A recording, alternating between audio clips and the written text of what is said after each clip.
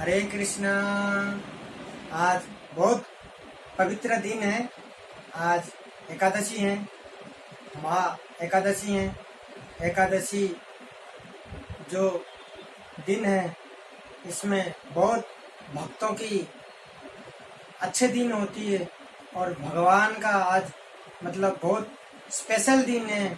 भगवान के प्रति भक्ति पाना और भगवान का आज खास दिन है जो एकादशी होती है। पिछले अध्याय में बताया था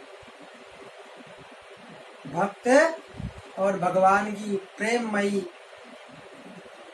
कहानी और भक्त भगवान के प्रति कैसे प्रेम रहती है।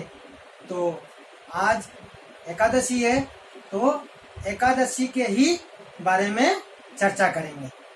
तो एकादशी भगवान के लिए बहुत महत्वपूर्ण दिन है। जितने भी हमारी सनातन धर्म के अंदर व्रत हैं, सबसे श्रेष्ठ है वो एकादशी है। तो एकादशी अपने को सभी को करना चाहिए।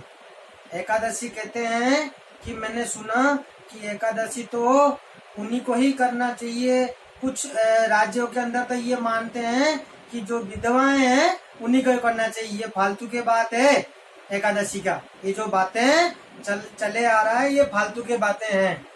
तो एकादशी कुछ लोग ऐसे सुनने में आया, कुछ लोग तो ऐसे मानते हैं कि एकादशी किसी के घर में कोई मर जाता है तो 1 साल तक करना चाहिए। वो भी बेकार की बातें, फालतू के बातें हैं। एकादशी तो 5 साल बच्चे से लेकर के पूरे वृद्धावस्था तक, जब तक अपन शरीर में सांस चल रही है तब तक अपने को एकादशी करनी चाहिए। बहुत महत्वपूर्ण व्रत है ये, सबसे श्रेष्ठ है।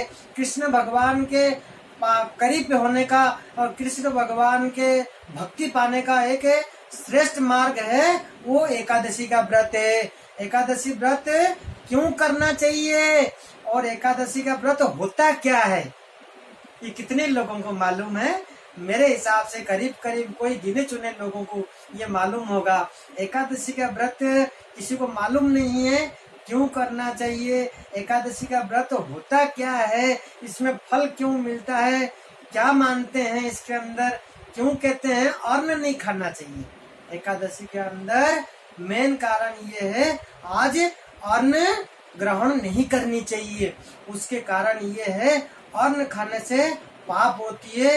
आज अन्न जो अनाज है, अनाज के अंदर सारे पाप आज ही होते हैं। इसके अंदर आज अनाज और अन्न ग्रहण नहीं करनी चाहिए। भगवान को भी भोग नहीं लगता अन्न का।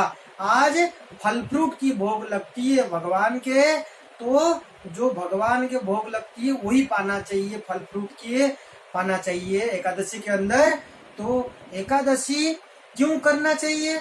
एकादशी बहुत ही महत्वपूर्ण भगवान के व्रत है। कृष्ण भगवान की भक्ति पाने का एक रास्ता है और भगवान बहुत खुश होते हैं एकादशी के व्रत करने से, उनके प्रति भक्ति के प्रति। तो एकादशी के व्रत पाप से मुक्ति के लिए भी किया जाता है कि पाप नहीं चढ़े अपने ऊपर, एकादशी का व्रत करें। तो ये कैसे, मतलब आज एकादशी क्यों मनाई जाना चाहिए? तो एकादशी अंदर आज खाने से पाप क्यों होता, वो कैसे, क्या रहस्य है इसके कारण, ये क्या घटना छुपी हुई है, आप ध्यान से सुनना। कि जब सृष्टि रचायता किया था भगवान ने, तो उस टाइम सबको डिपार्टमेंट बांटा था, सबकी रचयिता के अंदर सबके आविष्कार किया था भगवान ने। तो जैसे यमराज का भी डिपार्टमेंट दे रखा था, उसी तरीका से पाप का भी एक डिपार्टमेंट है। तो इसी तरीके से सबको, देवी देवताओं को वो डिपार्टमेंट बांटा गया था जब सृष्टि रचाया था, किया गया था। तो उस समय तो पाप का जो डिपार्टमेंट था, तो उन्होंने सोचा है कि भाई पाप किस तरीके से हमारे डिपार्टमेंट, अपने सब पाप डिपार्टमेंट वाले सारे विष्णु भगवान के पास पहुंचे। तो उन्होंने गुहारी लगाया कि आपने पाप का डिपार्टमेंट दे तो दिया, लेकिन हम भाग में कैसे लोगों को पाप कैसे करेंगे जो हमारे पास आएगा, कि हम पाप कैसे कराएंगे लोगों की। उनका काम ये है पाप कैसे कराएंगे लोगों की, कि कैसे होगा ये, हमारे पास तो कुछ है नहीं, आपने तो चारों तरफ सब कुछ रचयिता कर दिया, कोई रास्ता ही नहीं दिख रहा। तो भगवान ने सोचा कि हाँ सही है, मैंने आपको जन्म तो दिया लेकिन आपका कर्म नहीं दिया। तो उनका ये ऑब्जेक्शन के बाद भगवान ने क्या किया, अपने शरीर से प्रकट किया इस चीज को। तो प्रकट क्या किया, वो प्रकट हुआ जब उन्होंने शुरुआत करी वो 11वां दिन में हुआ। तो आज बोलते हैं 11। तो पाप डिपार्टमेंट को ये बोला उन्होंने कि ये जो 11 है, आज जो आविष्कार हुई है मेरे शरीर के अंदर से मैंने प्रकट किया इसको, तो ये जो एकादशी के रूप में मनाया जाता है, आप ऐसे करना, ये आज 11वां दिन के अंदर हुआ। 11 और एकादशी, एकादशी जो है वो 11 बोलते हैं, इसलिए वो 11वां दिन में प्रकट हुआ था। तो पाप डिपार्टमेंट को बोला उन्होंने कि आपका जितना भी पाप है, आप आज सारे ये जो अनाज है, ये जो आपके जो आज अन्न के अंदर आपको प्रवेश करना है। आज जो 11 है, आज जो एकादशी का दिन के अंदर है, जितना भी अन्न है, जितना भी अनाज है, उसको उसके अंदर आपको प्रवेश करना है। जब लोग उसको पाएंगे तो सारे पाप की भागीदारी होगा। तो फिर यमराज पाप को गिनती में आते हैं यमराज के पास में। तो इसी तरीके से भगवान ने उनको डिपार्टमेंट दिया था। तो एकादशी इसीलिए मनाया जाता है क्योंकि भगवान बचाओ के लिए, भक्तों के लिए, क्योंकि आज जो है, आज अन्न और अनाज ये सारे ग्रहण करेंगे अपन के अन्न पाएंगे। तो आज सारे पाप का जो डिपार्टमेंट भगवान ने उनको दे दिया कि आज पाप वालों को बोला था कि ये सारे अन्न, अनाज और अन्न के अंदर आज ही प्रवेश करते हो। तो इनसे अपने को दूर रहना भी होता है, पाप से मुक्ति पाना भी हुआ है, और भगवान के पवित्र भक्ति के मतलब रास्ता भी एक खुल जाती है उनके पास। खास बनने का आज जो दिन है, उनको बहुत खुश होते हैं आज 11 के दिन के अंदर।